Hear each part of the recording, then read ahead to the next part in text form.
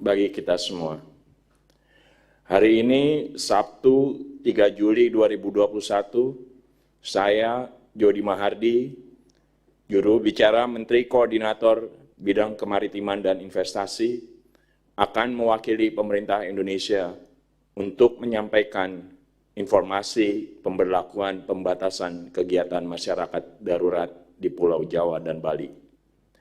Hari ini adalah hari pertama diberlakukannya PPKM darurat Jawa dan Bali. Kami yakin kita sebagai kesatuan warga bangsa Indonesia siap mematuhi dan melaksanakan berbagai ketentuan yang ditentukan selama PPKM darurat diberlakukan. Dari berbagai laporan yang dihimpun dari lapangan sampai dengan sore ini, pemberlakuan PPKM darurat berjalan dengan lancar, tertib, dan sesuai dengan instruksi Mendagri nomor 15 tahun 2021. Apabila ditemukan hal-hal yang masih belum sesuai dengan instruksi tersebut, maka Pemda dan aparat di lapangan harus segera mengevaluasi dan dapat segera melakukan intervensi untuk mengoreksi. Ingat, tindakan PPKM darurat ini untuk menyelamatkan nyawa. Perintah Presiden jelas, kita mengambil langkah-langkah yang lebih tegas dan terukur. Kita tidak sedang baik-baik saja. Angka terkonfirmasi positif hari ini saja tercatat 27.913 dengan 493 kematian. Hari ini 13.282 saudara kita sembuh, namun angka kasus aktif masih di 281.677 pasien. Kondisi tidak biasa memerlukan tindakan luar biasa. Penularan harus dikendalikan. Maka dari itu, telah disepakati bersama dengan pemerintah daerah bahwa monitoring kegiatan masyarakat akan dilakukan hingga level kecamatan. Kegiatan yang harus dimonitor terdapat dalam instruksi Mendagri nomor 15 2021.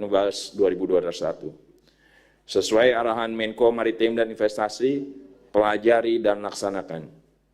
Sedangkan indikator-indikator penyesuaian upaya kesehatan masyarakat dan pembatasan sosial dalam penanggulangan pandemi coronavirus disease 2019 sudah tercantum dalam Keputusan Menteri Kesehatan Republik Indonesia nomor HK 0107-Menkes-4805-2021 tertanggal 30 Juni 2021. Pemerintah pusat juga sudah menjalin kerjasama dengan beberapa platform digital dan media sosial, serta provider yang telekomunikasi yang dapat melakukan tracking perjalanan masyarakat selama pemberlakuan PPKM darurat ini.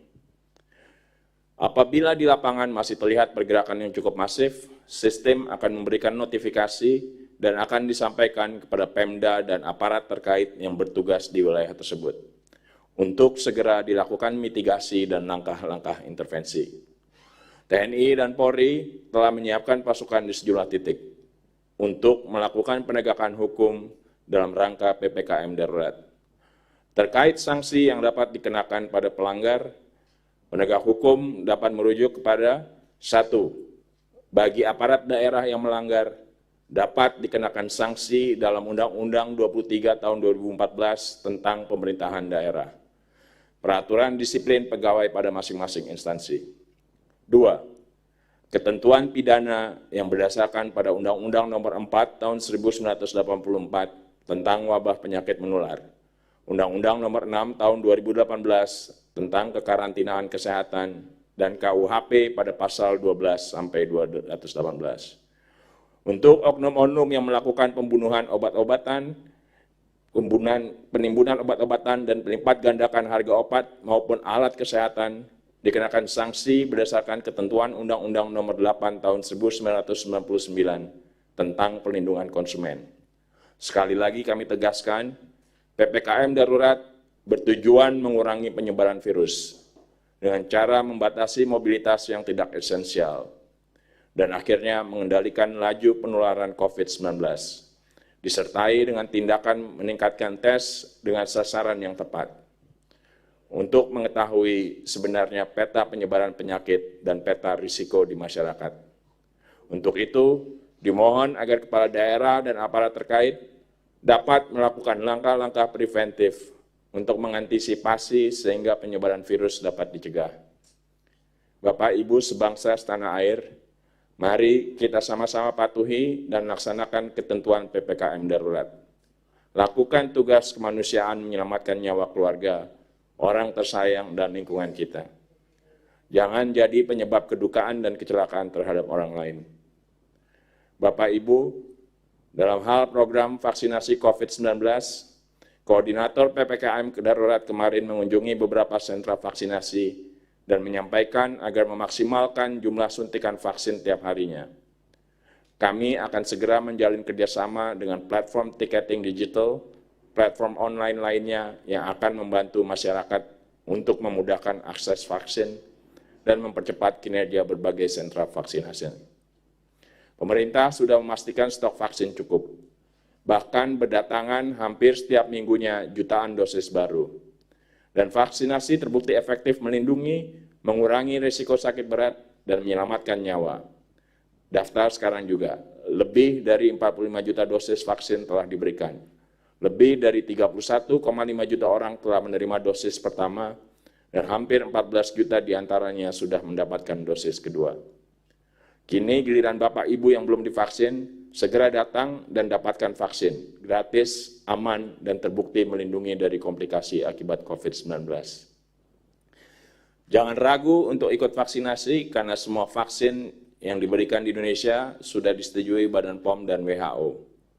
Kini vaksinasi juga sudah mudah didapatkan di banyak tempat tanpa syarat KTP atau domisili. Vaksinasi ditambah prokes ketat dan testing masif dengan sasaran tepat akan menurunkan penularan dan membuka peluang COVID-19 dikendalikan, agar aktivitas masyarakat dapat dibuka kembali. Satu orang atau beberapa orang saja divaksin tidak bisa menghentikan pandemi. Harus kita semua bersama-sama. Secara bersamaan divaksin dan mengetatkan protokol kesehatan, maka virus corona ini dapat kita kendalikan, dan pandemi dapat kita kalahkan bersama-sama, tidak sendiri-sendiri. Dalam konteks treatment atau terapi bagi kesembuhan pasien, beberapa jam lalu, Menko Maritim dan Investasi, Menkes, dan Kabariskrem Polri sudah melakukan konferensi pers yang menyatakan pemerintah telah mengeluarkan keputusan Menteri Kesehatan mengenai harga eceran tertinggi obat dalam masa pandemi COVID-19. Hal ini tentunya memberikan kepastian akan harga untuk jenis-jenis obat yang dibutuhkan dalam penanganan pasien COVID-19. Sekali lagi, jangan bermain-main dengan nyawa orang lain. Kesembuhan dan kesehatan pasien harus didahulukan sebagai upaya kita menyelamatkan bangsa. Jangan mengambil keuntungan di atas penderitaan orang lain.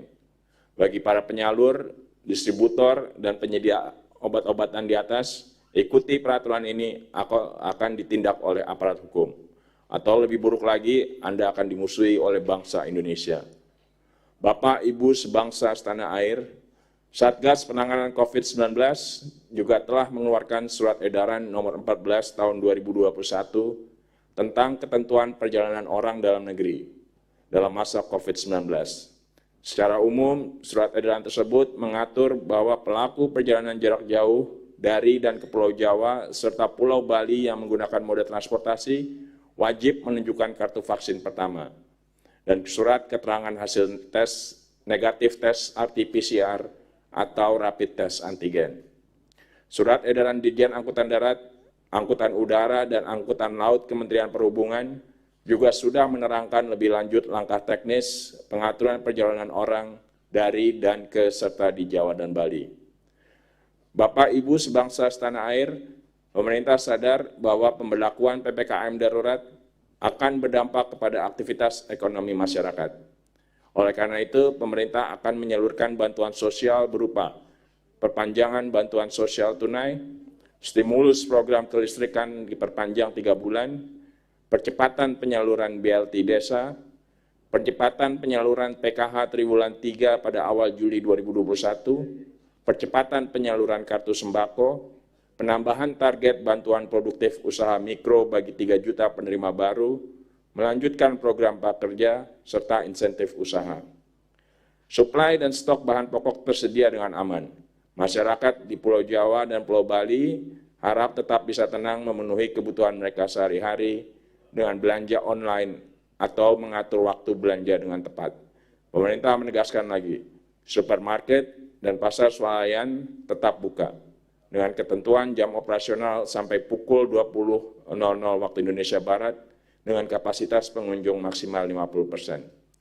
Sedangkan warung makan, rumah makan, kafe, pedagang kaki lima, lapak jajanan hanya menerima delivery, take away, dan tidak menerima makan di tempat. Untuk itu, marilah kita semua selalu taat protokol kesehatan, tetap di rumah, dan selalu pakai masker dimanapun kita berada. Protokol kesehatan harga mati. Tidak mematuhinya akan berujung sanksi atau nyawa Anda, orang tua, anak, dan keluarga Anda sendiri. Tetap bersatu melawan COVID-19. Semoga Tuhan melindungi dan menyehatkan seluruh bangsa Indonesia. Sekarang saya persilahkan juru bicara pemerintah untuk COVID-19 dan Duta Adaptasi Kebiasaan Baru Dr. Reisa Broto-Asmoro untuk mengedukasi kita semua dengan perilaku yang diharapkan pada masa PPKM darurat ini. Dr. Reisa, saya persilahkan.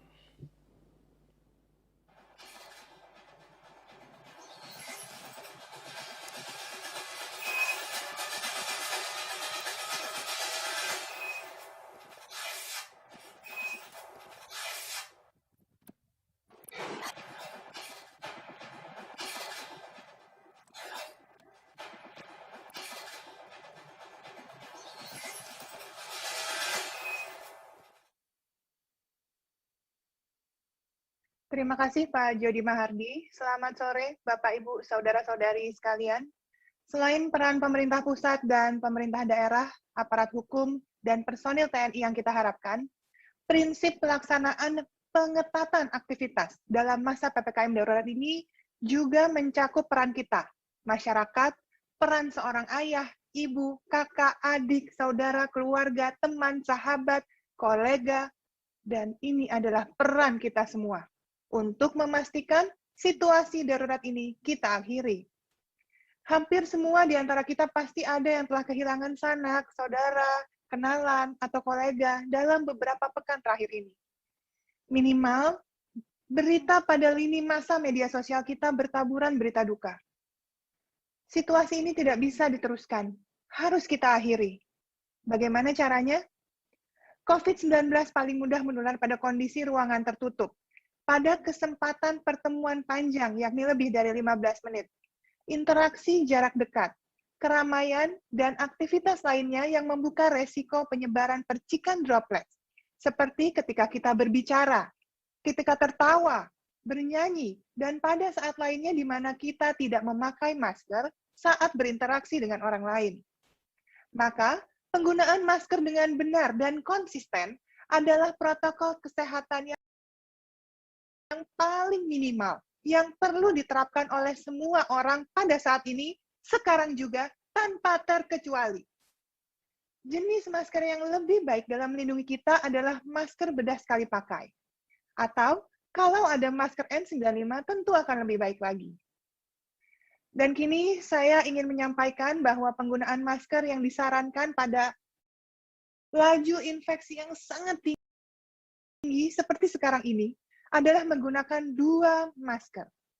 Yang tujuannya untuk menurunkan resiko droplets atau percikan bisa masuk ke rongga mulut dan hidung dikarenakan kerapetan masker yang kurang atau maskernya masih longgar. Bila hanya menggunakan 1 lapis masker bedah atau medis saja. Sebelum saya memandu tata cara memakai 2 masker, kita semua harus memastikan terlebih dahulu tangan kita bersih sebelum kita menggunakan masker. Maka, cucilah tangan dengan sabun, atau apabila tidak ada, gunakanlah hand sanitizer. Hal ini harus kita lakukan berulang kali, terutama setelah menyentuh benda-benda yang disentuh oleh orang lain, seperti gagang pintu, atau pegangan tangga, atau tempat-tempat lain, dan pastikan kita tidak menyentuh wajah dengan tangan sebelum kita pastikan kebersihannya. Ingat, hand sanitizer bukan asal basah atau asal semprot. Tetap lakukan 6 langkah seperti mencuci tangan dengan air dan sabun. Pastikan merata ke seluruh bagian tangan dan jari-jari. Nah, berikut ini adalah 6 langkah cuci tangan yang benar menggunakan hand rub atau hand sanitizer menurut WHO. Yang pertama, tuang cairan hand rub pada telapak tangan. Kemudian, gosok kedua telapak tangan secara lembut dengan arah memutar. Usap dan gosok juga kedua punggung tangan secara bergantian. Kemudian, gosok sela-sela jari tangan hingga bersih. Selanjutnya, bersihkan ujung jari secara bergantian dengan posisi saling mengunci, seperti ini. Lalu, gosok dan putar kedua ibu jari secara bergantian. Dan terakhir, letakkan ujung jari secara bergantian dengan posisi seperti ini pada telapak tangan. Dan gosok secara perlahan. Bapak, Ibu, Saudara-saudari, cuci tangan sesering mungkin dapat membunuh ribuan kuman yang ada di tangan. Bukan saja kita terlindungi dari COVID-19, namun juga, maka ini adalah panduan atau langkah untuk memakai 2 masker atau double masking, yakni menggunakan masker medis dan masker kain. Pertama, ambil masker medis atau masker bedah sebagai lapisan yang paling awal atau lapisan pertama. Pastikan ada kawat tipis yang terdapat pada bagian atas masker bedah. Kemudian, pastikan kawat tersebut ditekan ke arah wajah, sehingga bentuknya mengikuti bentuk hidung Anda, sehingga tidak ada celah yang terbuka dari atas. Kemudian, yang kedua, ambil masker ini yang terdiri dari 3. Pastikan memakai masker kain yang ukurannya pas. Tali atau karet masker kain. Coba hembuskan napas dan rasakan apakah masih ada udara yang mengalir dari sisi atas atau samping masker. Apabila masih ada, atur kembali posisi dan kencangkan masker. Pastikan tetap bisa bernapas dengan nyaman dan tidak merasa pusing ketika memakai kedua masker ini. Dan ingat, ganti setiap 4 jam sekali. Setelah itu, kalau ingin membuka masker, pastikan buka menjauhi tubuh kita, dan selalu cuci tangan sebelum dan sudah membuka masker. Layaknya penggunaan masker dengan cara seperti biasa, masker bedah harus dibuang setelah 1 kali pakai, meski sudah ditutupi oleh masker kain. Sementara itu, masker kain masih bisa digunakan kembali setelah dicuci terlebih dahulu sampai bersih. Bapak, Ibu, selanjutnya yang juga penting, saudara-saudari, saat ini kita harus beraktivitas dari rumah saja. Berinteraksi hanya dengan orang-orang yang tinggal serumah, ini adalah pilihan yang paling aman. Jika Bapak Ibu sekalian hendak meninggalkan rumah, maka harus diupayakan selalu untuk jaga jarak minimal 2 meter ketika berinteraksi dengan orang lain. Dan dengan protokol kesehatan yang ketat. Kurangi kontak dengan orang yang tidak tinggal serumah dengan kita adalah pilihan yang lebih baik lagi. Kalaupun harus kontak dengan orang lain, perhatikan ventilasi, udara, durasi, dan jarak berinteraksi untuk meminimalisir resiko penularan dalam beraktivitas. Usahakan di ruang terbuka dengan sirkulasi udara yang bagus. Jangan berlama-lama, to the point, langsung ke inti interaksi atau percakapan, dan selalu jaga jarak. Jika Bapak Ibu masih harus berkantor, pastikan jadwal dan kategori industri dan pelayanan sesuai aturan pemerintah dalam masa PPKM darurat ini. Dan dilakukan secara bergantian atau menetapkan rotasi. Ruangan kantor harus selalu rutin disemprot desinfektan. Upayakan selalu memiliki ventilasi udara yang baik.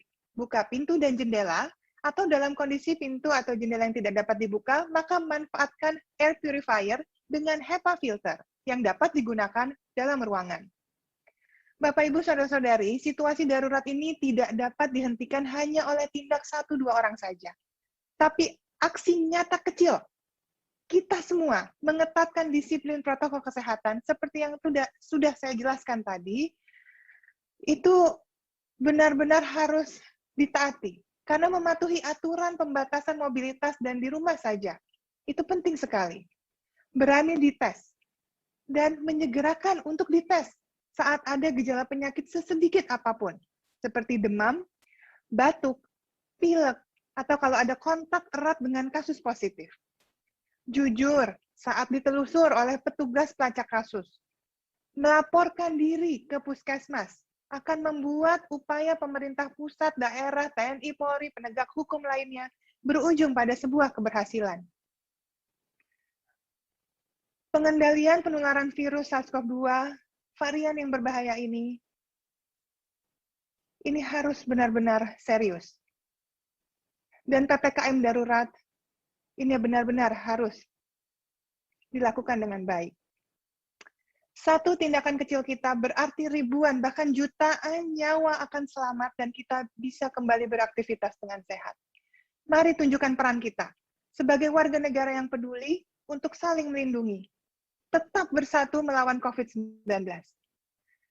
Salam sehat dari kami, selamat sore dan sampai jumpa.